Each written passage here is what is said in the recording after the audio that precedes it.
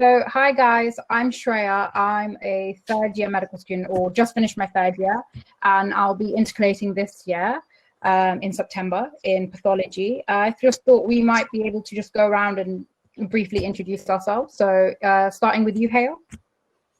I'm Hayah. I'm also a third year, and I'm going to be integrating next year doing biomedical engineering, and I'm an undergrad, so I'm fresh out of school. Sophie? Hi, I'm Sophie. I've also finished my third year with these guys, but I'm a graduate, so I won't be integrating. I'm continuing on.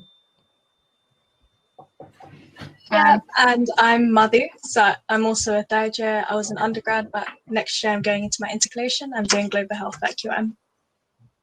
Cool. So we're all undergrads at Barts in London, and we're part of a society called SAMDA, which is Student Assisted Medical and Dental Applications.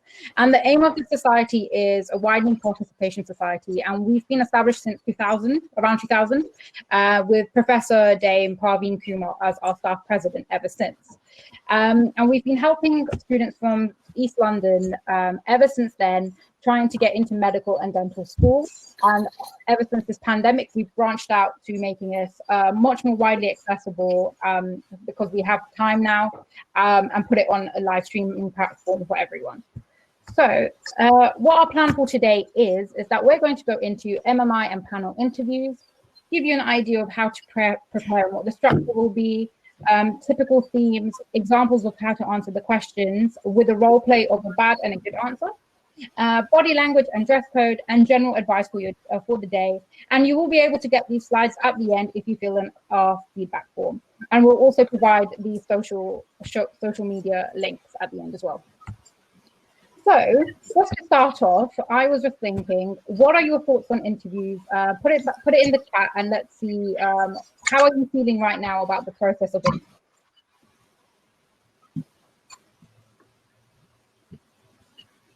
Is it scary, nervous? Oh, I would say, okay. I understand. Yeah, We've all been there. definitely.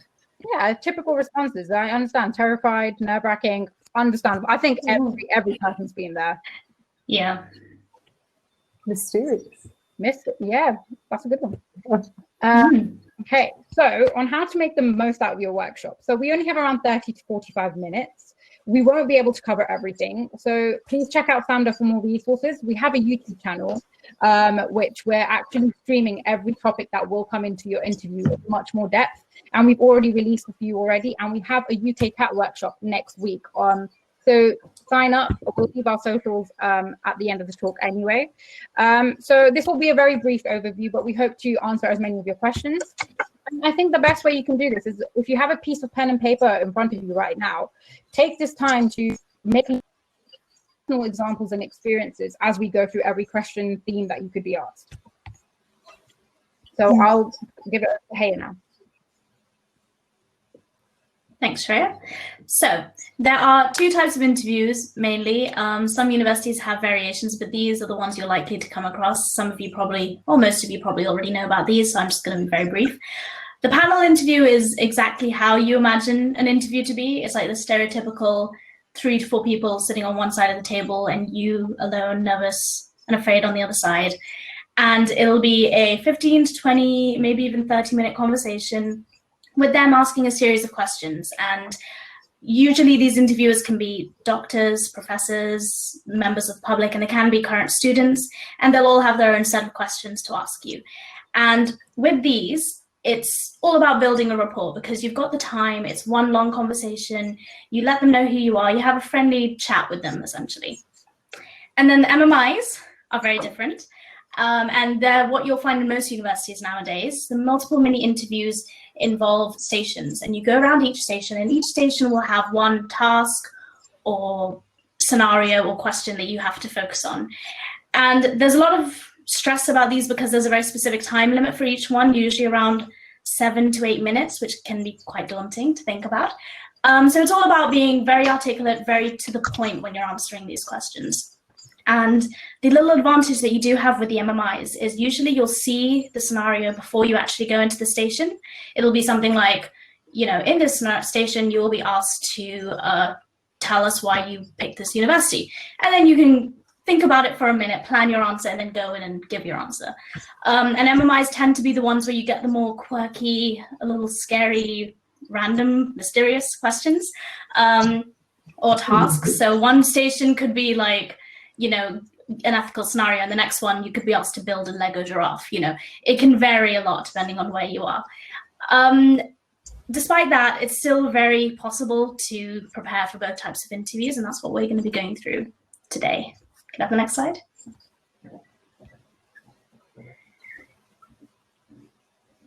Can I have the next slide, please? Oh, it's yes. fine.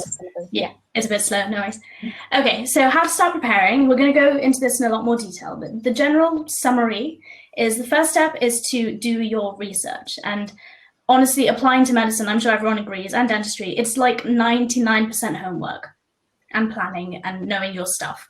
So in the beginning, your job is to make sure you know everything you need to know. So spend time on the internet, on websites, university websites, Medic Portal, all of these resources, student forums. Know the universities you're applying to really well. Know how they teach, how their course is structured. Know how they interview, because you want to know what you're getting yourself into. And also know things about the job and the degree you're applying to. So if you're applying to medicine or dentistry, know how the NHS works, know how it's structured, know how to use ethical pillars to answer ethical problems, know how to, or know what's in the news, which is mostly COVID, but there is still other stuff going on in health news as well, so make sure you know what the hot topics are. So step one is research, research, research. Then step two is don't wing it, but prepare, or don't wing it, but anticipate it, because even though there are some curveballs, the majority of questions you can kind of plan ahead for, because a lot of questions are common. Common questions are common. They come up and you can kind of plan in advance how you're going to answer them. So spend time thinking about how you're going to answer the common questions. We're going to go through a lot of those questions in this talk, and you'll find these on any website, common medical interview questions. In terms of anticipation, some universities with the traditional panel will have your personal statement in front of them when they're interviewing you. It's very rare. I had an interview like that, which was not fun. And with those those interviews, know your personal statement back to front. If you said you read a book, then you better have read that book, and you better know it really well.